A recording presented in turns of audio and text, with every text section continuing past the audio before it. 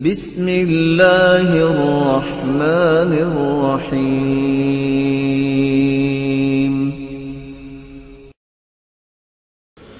رسول اللہ صلی اللہ علیہ وسلم نے تیسری روایت میں 3 اور بدبختوں کا تذکرہ کیا۔ رجل على فضل ماء بالفلاح يمنعه من ابن السبيل، ایک آدمی راستے میں ہے، صحرا میں ہے، پانی کا مالک ہے، پانی اس کے پاس، کوئی راہگیر گزر رہا ہے، اس کو پانی بھی نہیں پینے دیتا کہ میں پانی نہیں آپ کو دوں گا۔ ایسا بدبخت ہے کہ اللہ عز و جلال اس سے کلام بھی نہیں کریں گے، اسے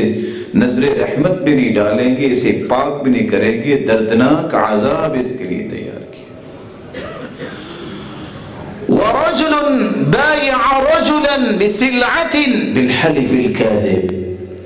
اور ایک آدمی سامان بیچتا ہے، قسم اٹھا کے کہتا ہے اللہ کی قسم میں نے اتنے کا لیا ہے، لیکن اس کی قسم جھوٹی ہوتی، اس نے اتنے کا نہیں لیا ہوتا۔ اور تیسرا بدبخت، رسول اکرم صلی اللہ علیہ وسلم نے فرمایا وَرَجُلٌ بَايَعَ إِمَامًا لَا يُبَايِعُهُ إِلَّا لِدُنْيَا، جو کسی حکمران کی بیعت اس شرط پہ کرتا ہے کہ مجھے دنیا کا مال ملے گا،